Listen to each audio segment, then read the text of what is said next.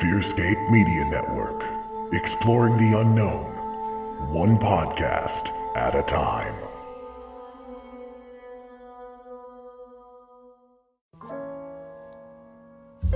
Hey guys, Stefan here. This holiday season, I'm giving thanks to our friends at Manscaped.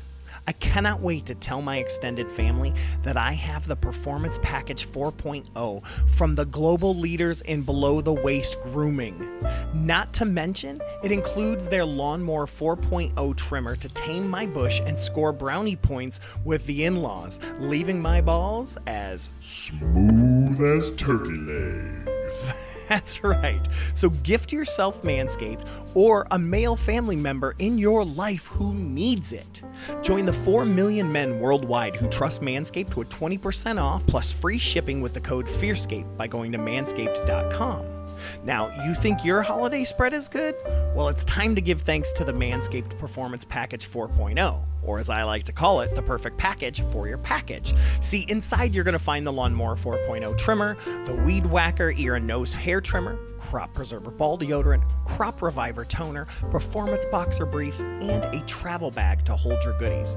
Just think of it as a cornucopia for your balls, making them as smooth as turkey legs. And for the gifters out there, gifting Manscaped is the ultimate hack to become the family favorite. And let me tell you, Manscaped has been busy, and they just launched their refined body wash and 2-in-1 shampoo plus conditioner. Both of these feature the Manscaped signature scent and will help you unlock your confidence this year. Your boys and body will be oh so fresh and oh so clean when you start off your self-care routine with the ultimate body wash, shampoo, and conditioner. And let me tell you, I just used these this weekend. My wife could not keep her hands off of me. So, like I said, get 20% off plus free shipping with the code FearScape at manscaped.com. That's 20% off plus free shipping with the code FearScape at manscaped.com, manscaped.com. Now be thankful this holiday season for the best gift of all from Manscaped. Your balls will thank you for keeping them as smooth as turkey legs.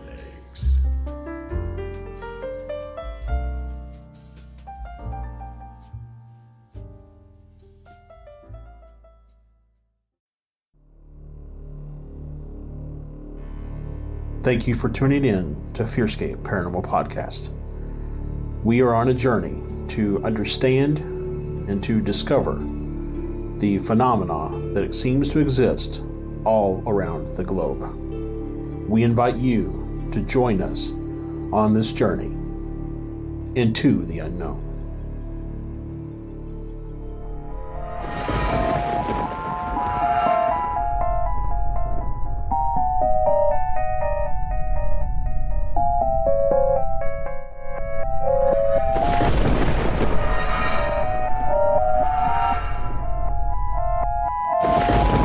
Hey there, blanket huggers. Stefan here. We're doing something a bit different this week. It's why you only hear my voice. Josh, he's off exploring the woods for some high strangeness, leaving me the task of providing you with some paranormal auditory goodness. Now, I often get asked, what is my favorite listener story from our Encounters from the FearScape segment? While I have many, the one that always strikes a chord of remembrance for me is one we received many moons ago during the early days of FearScape while we were doing our FearScape FM radio show. We received a long email from a listener named Randy who lives in Eastern Kentucky in the Appalachian Mountains. He sent us a true encounter of his that still rocks me to my core to this very day.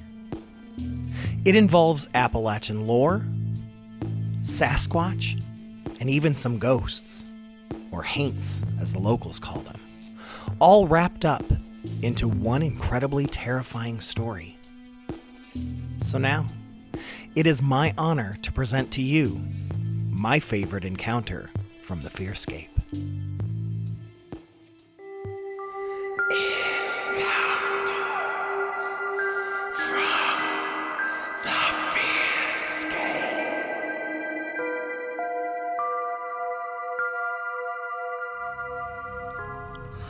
The story begins in the headwaters of the Rock Castle Fork of the Tug River, dividing Kentucky and West Virginia in Martin County, Kentucky. The Rock Castle has several main forks in the stream, but the setting of these incidents occurs in the uppermost headwaters of this fork of the Rock Castle Fork in the Coldwater Fork. The specific area is located in its uppermost reaches in the Lindbark Fork of Old Road Fork.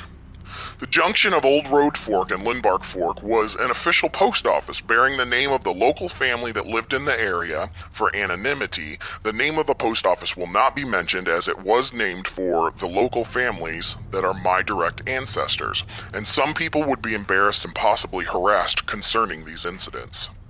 This post office was located in a mercantile store along with a few houses around the post office. Now, in this day and age, one has to look hard to see signs of human life in the form of picket fences, barbed wire fence lines, and an occasional old rotted house foundation.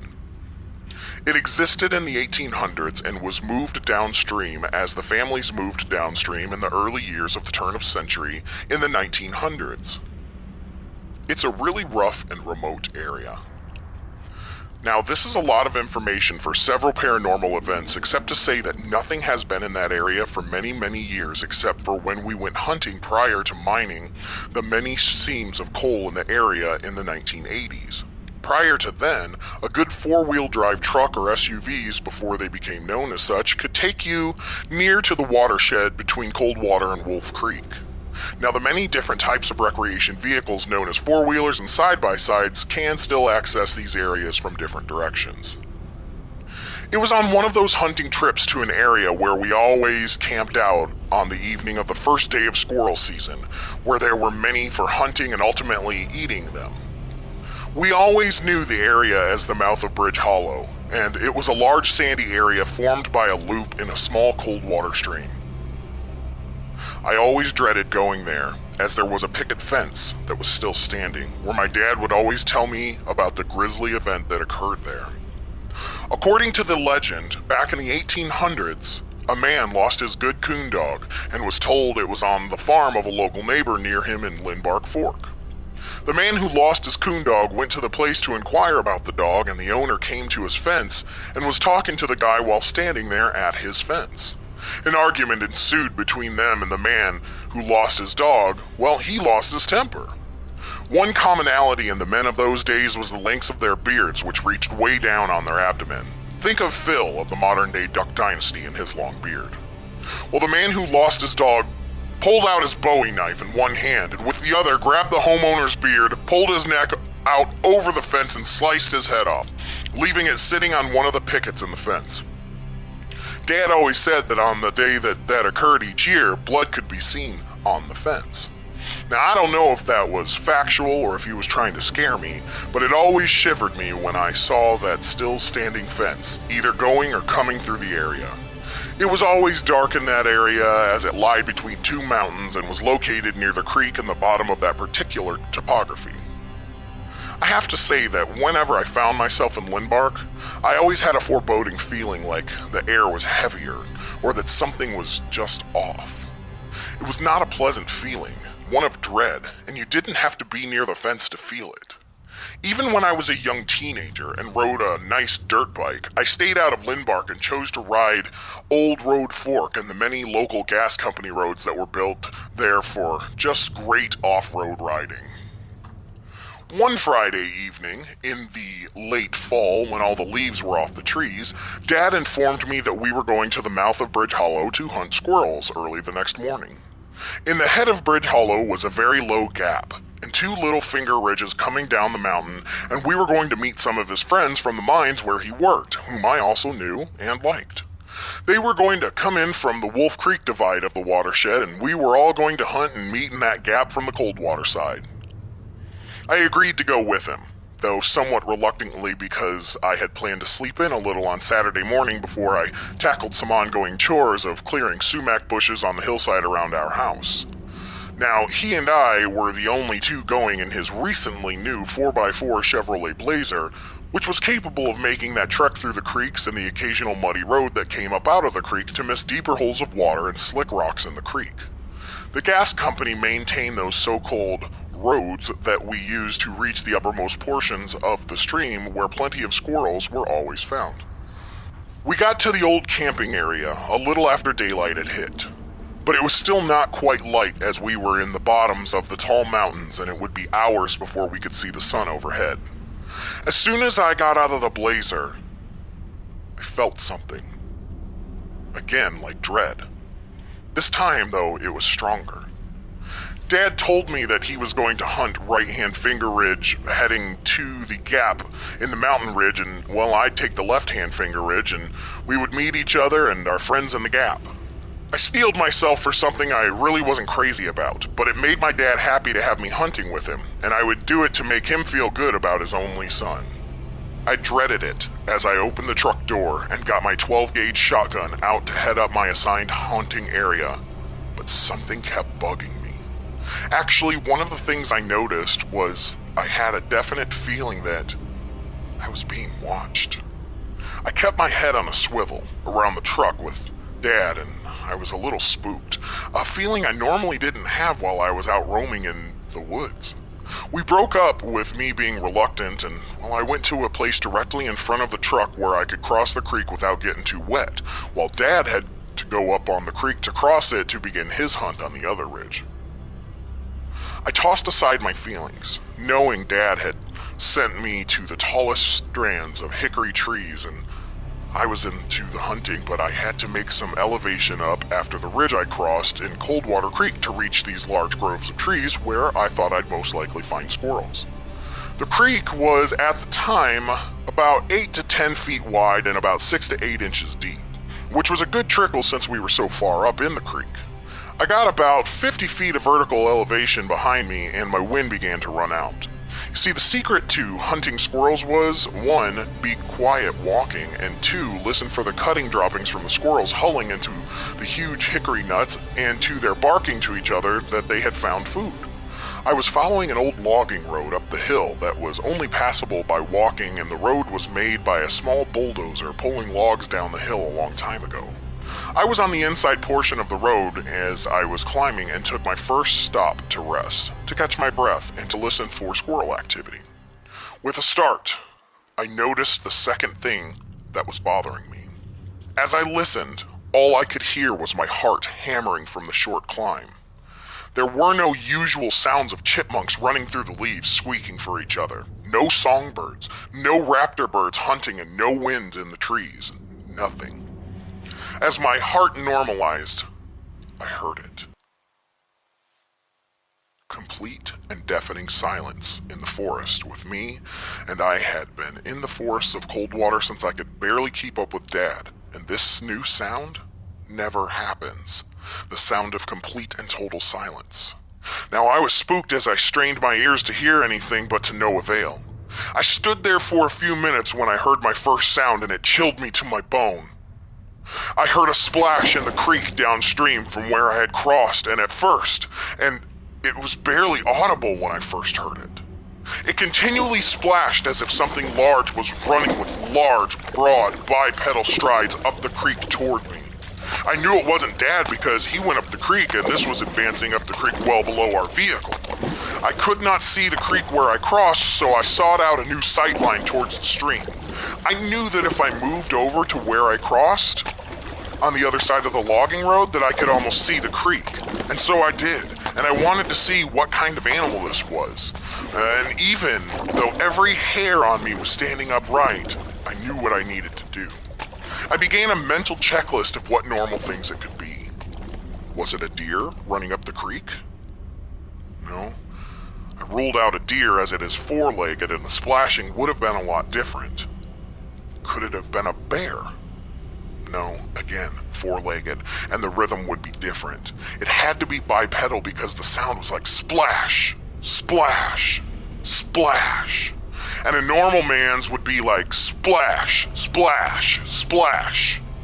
By the time this thing was nearing, I moved over to the opposite side of the little road and climbed up on a mound of dirt the bulldozer had left behind to see as much of the creek as I could. As the sounds of the splashing got louder, I began to shake and was frightened out of my wits of the unknown. I I tried to calm myself. After all, I was armed with a large shotgun with a legal amount of 3 shells in the gun. Whatever it was now loud, and it was at the crossing where I had crossed, and it kept going upstream. Suddenly, I saw movement in an area about 20 feet upstream. All I could do was see, what looked like a head of long brown hair, and this creature continually ran up the creek to where my dad had been moments earlier. It's not hard to remember what I saw because it's been seared into my head forever. It was a head that was brownish in color, darkening toward the top and unlike anything I had seen before. I recalled that it didn't look like a person's head because it was sort of flattened and conical. All I could see was the back of its skull, and it never turned towards me, but it kept going. The splashing soon faded off in the distance, just like it had come into the quietness. Forget about squirrels and meeting friends in the gap. I decided I did not want to run into whatever this thing was, and I began to creep back to the relative safety of the blazer. This hunt was over for me. As I eased back down the creek, I dreaded looking toward where it had gone, but I made myself do it. And I can see why I didn't see all of it. You see, over the eons, the little stream had cut back into softer rock and eroded, making a hook in the creek and depositing sediments in the area where we set up our tents when we were camping in the area. The erosion had eaten into the softer rock near the stream, and it left a ledge of harder stone overhanging about half the creek.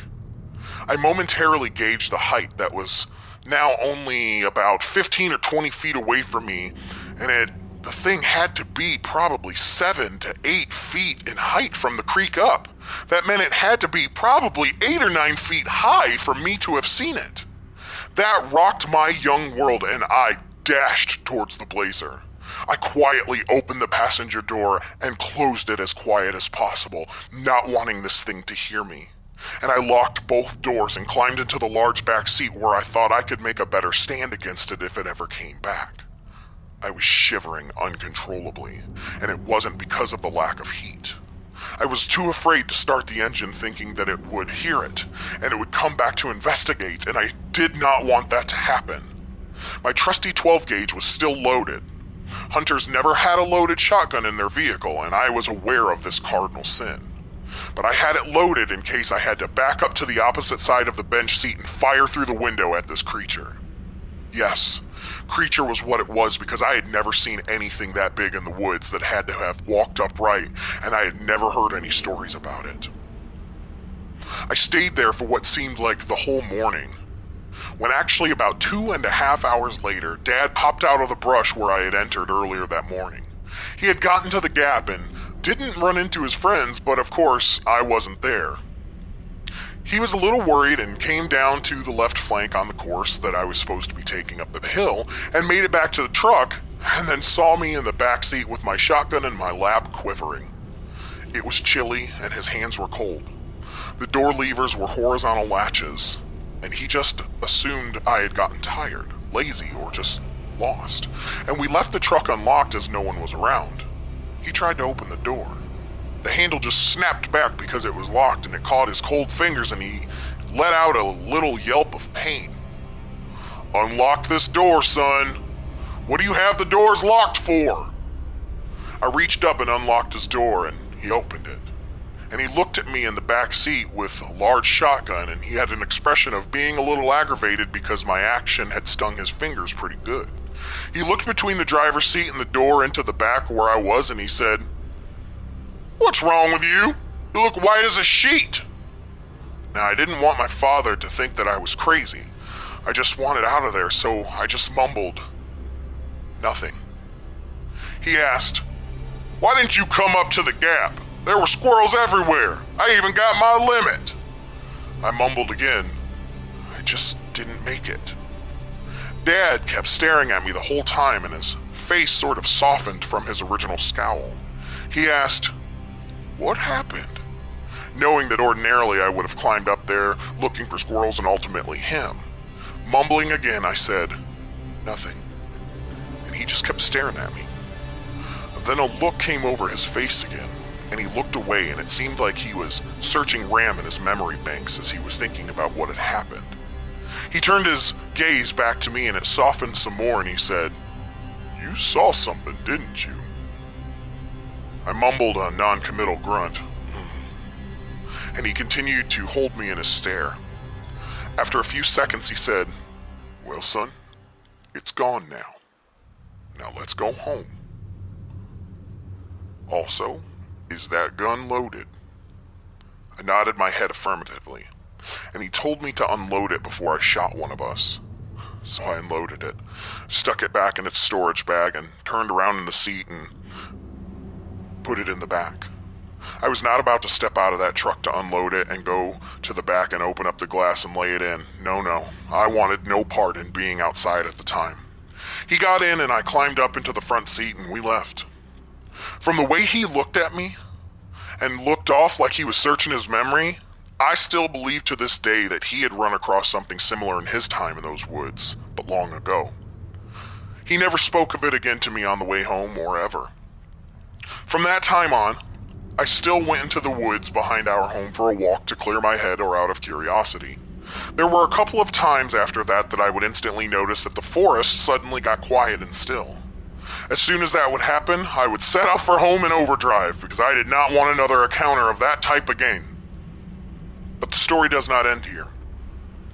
Later, after all of my cousins' parents and mine had passed away, all 68 first cousins were really close, and someone decided that we needed to have a primitive camping trip back in the area in Lindbark where the family had originally settled that had a good camping place near the old community where they lived, and we'd have a primitive homecoming camping in the woods. Being with each other in the woods we all loved was great. This was around 2015 for the first get-together, and my back had bad problems that surgery just could not repair. I had good days and had bad days, mostly bad days, as I was in constant pain.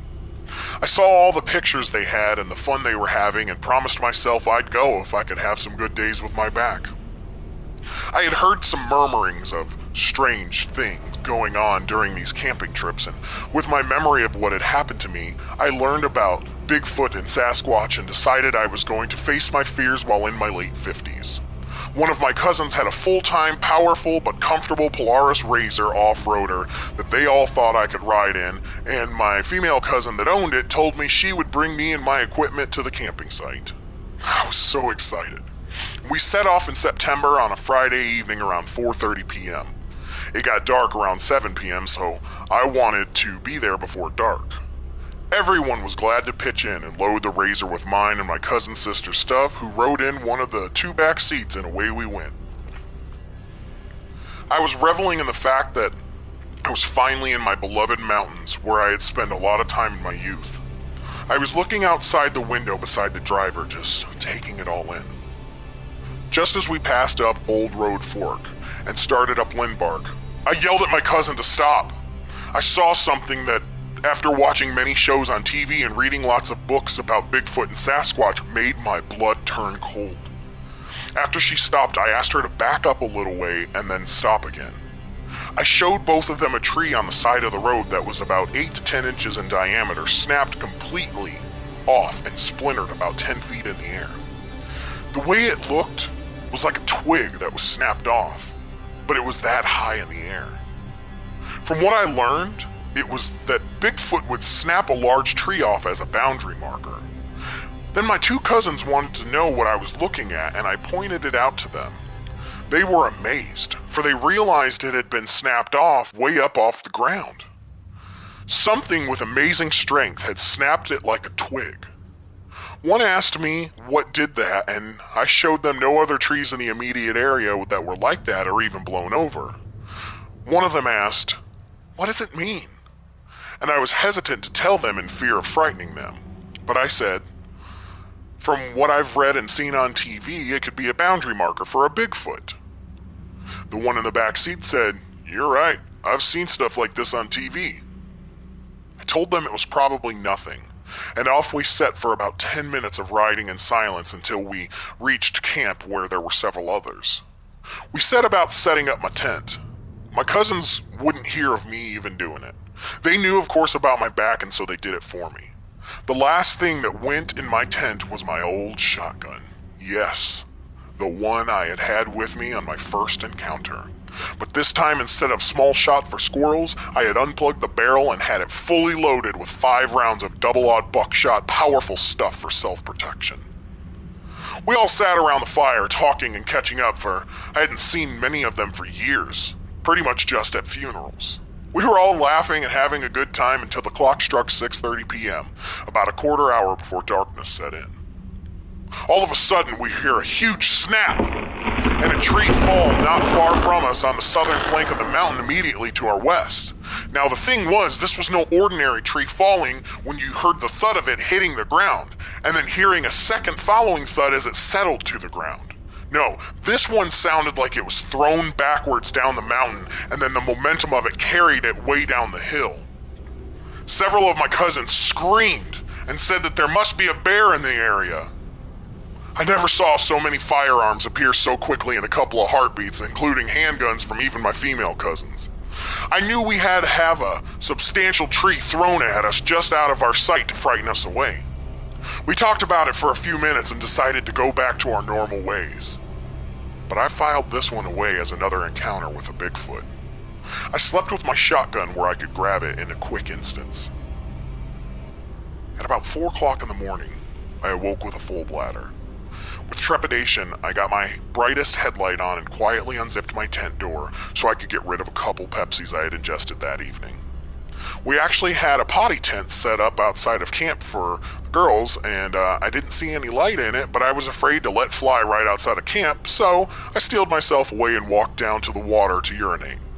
While this was going on, I felt that feeling again, that I was being watched. I shined my big headlamps around and saw no eye shine or anything. But I didn't shine it into the woods on the hillside directly beside me. I felt like something was there. I got up the nerve to do so, and then the next thing I remember was waking up a little before 7 a.m. in my tent and looking up and seeing a little bit of light coming in through the tent. I didn't remember zipping up my pants, walking back to the tent, getting in, or anything else since I was last peeing in the creek and looking up on top into that mountainside. Somehow I had lost about 2.5 hours of time. In the tent, I found my light off of my head, and it was still on. It was shining straight down in the tent. Now, I know I would have turned it off to save the special batteries it used. I didn't say anything to anyone because they would have had a hard time believing me. But I had a bad headache that continued to worsen. You see, our plan was to leave everything and go back to civilization to have a potluck lunch with some of our other cousins that couldn't make it up to the camp due to physical ailments or age. When I go back to my sister's house where I had parked my car, I all of a sudden had a full-blown migraine. I laid out on one of her recliners and took my medication to alleviate a migraine and put a towel over my head to block out the light. I told my cousins I was going back to Lexington, and they offered to get my tent and anything else I had left. After a couple of hours, I headed down the mountain parkway trying to recall those 2.5 hours last night that I had lost, but nothing came to mind. I kept coming back to the fact that the last thing I remember was looking up into that hillside and then waking up in my tent. I drove back to Lexington, nursing my migraine, got home, showered, and crawled into bed. After a couple of days, I decided to contact one of my cousins who had camped out with us to find out what had, if anything, happened on Saturday. I was especially interested because some of the campers had posted pictures of a doe deer coming down off the mountain that the tree was thrown at us and staying in the creek. It stayed with my cousins for a while. Now, while deer and elk are plentiful here, they are not tame in any way, and the sight of a human makes them bolt. I noticed in the photographs that the deer was looking right at them and came within 15 feet of some of the campers. To me, the deer looked like it was frightened, and my cousin said it was out of breath with its sides heaving in and out and stayed there until it calmed down for approximately 10 minutes. I looked back at the photos and noticed its wide open eyes. I surmised that the deer was frightened. From my research, deer and elk are primary food sources for Sasquatches. I believe that this deer narrowly escaped death from the hands of the huge cryptid and would rather spend some time with humans, whom the Sasquatch did not appear to bother. My cousin said it was just so strange that a doe came into camp and spent time with them. I asked my cousin if anything else had happened, and her reply was quick. Oh, yeah. First, she said that About dark Saturday night, a loud roar that tailed off into a higher-pitched yelp, nothing anyone there had ever heard before, came down from the side of the mountain. She said that it was so loud you could feel it vibrate off your breastbone. It actually scared them very badly, and once again the guns came out. Again, my research shows that this is common for a Sasquatch to vocalize in a loud roar, tailing off into a higher noise in order that it might intimidate a human or other animal. I'm totally convinced that having seen one in my early years and seeing high up snapped off trees and now hearing the tales of my cousins whom I believe wholeheartedly of the sights and sounds of the deer and the unknown beast makes me believe. Now here's where the tale turns paranormal. My cousin told me that after the roar from the mountain, it was not much longer before they all went to bed. All of my cousins turned in early due to tiredness and stress and hit their tents. My cousin that was telling me this said that for some reason she just woke up in the middle of the night. She hesitantly opened a large enough opening in her one-person tent to stick a portion of her head out to survey the camping area. Looking directly at the camp table, she saw a shadow figure staring down at the same table where we always eat. I asked her to describe to the best of her abilities what she saw. She said it was darker than dark, and darker than the fire embers behind it, and it was just staring at the table.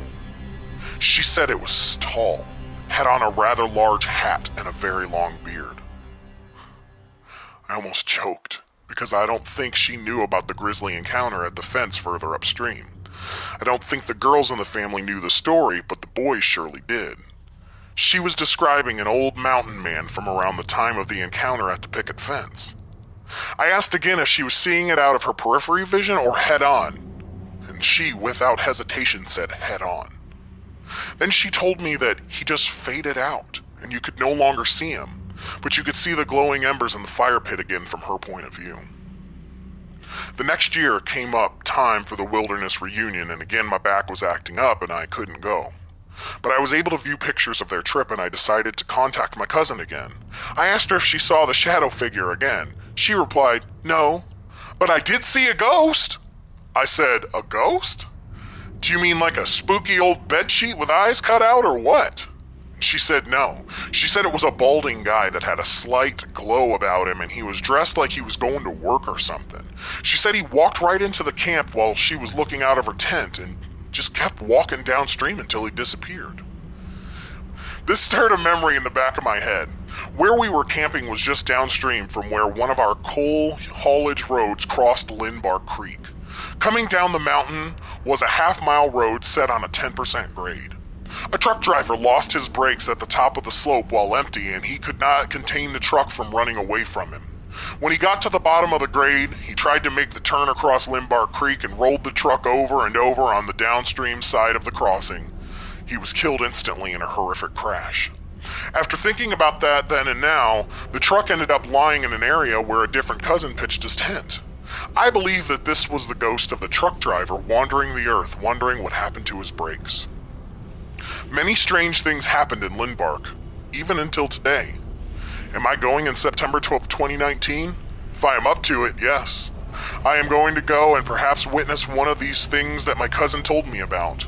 Also, Bigfoot and I have some unfinished business to attend to. I want to know where I was for 2.5 hours when I camped out there.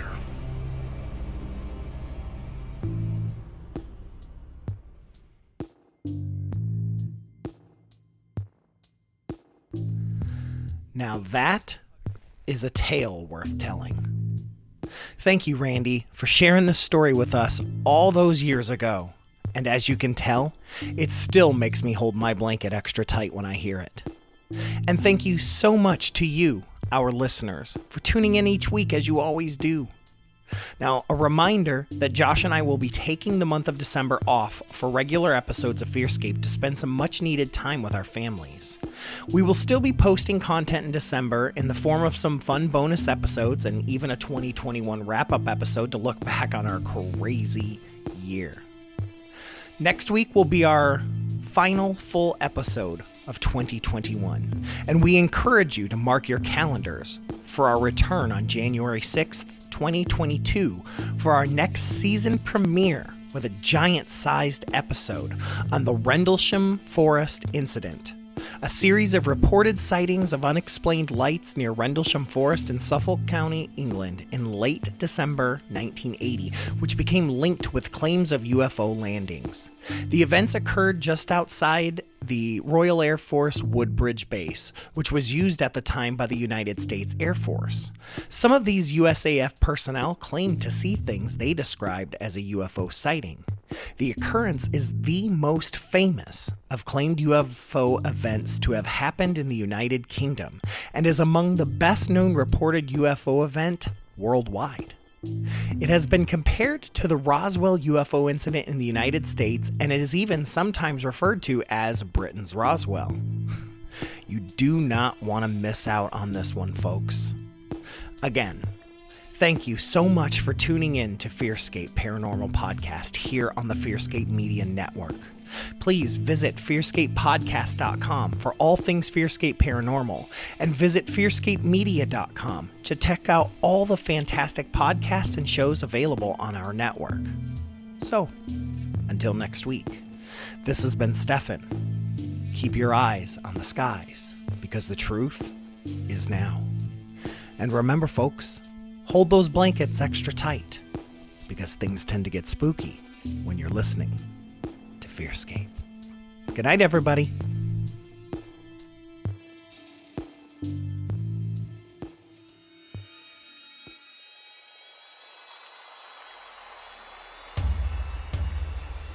We hope you have enjoyed this guidepost on the road of high strangeness with us.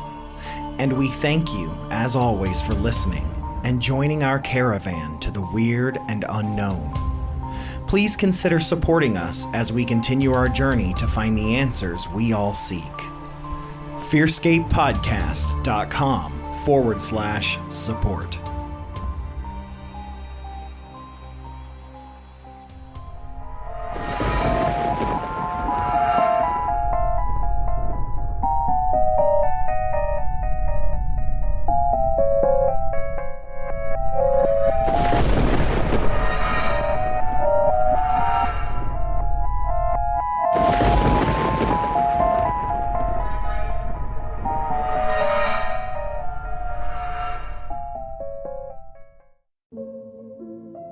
Hey there, blanket huggers. Stefan here from FearScape Paranormal Podcast. Got some good news for you. If you want to join in on the investigation of the mystery of the recent emails from the man claiming to be Terry Rist to Josh and myself, aka the Spooky Crew, and his advice on where to look for more high strangeness, or if you simply want to become a patron blanket hugger for some cool swag and behind the scenes goodness, go ahead and join our Patreon at fearscapepodcast.com/support or patreon.com/fearscapepod. There you can get Riskwatch access to the Terry emails themselves, the WhatsApp conversation about it all with Josh, Stefan, Santosh, and Olaf Phillips, and even any clues that are new that we have found in other FearScape-related bonus content. You can even help out and add anything that you have found to help us dive deeper into the mystery. And remember, you can also just be a normal blanket hugger, as there are a few non-wristwatch tiers for patrons not interested in Terry Rist and that journey. You'll still have access to bonus interviews, articles, and live Patreon-only Q&As, as well as early access and discounted tickets to events put on by FearScape, such as psychic events, tarot readings, etc. Or you can simply support however you feel comfortable with tiers as low as $1. So join today.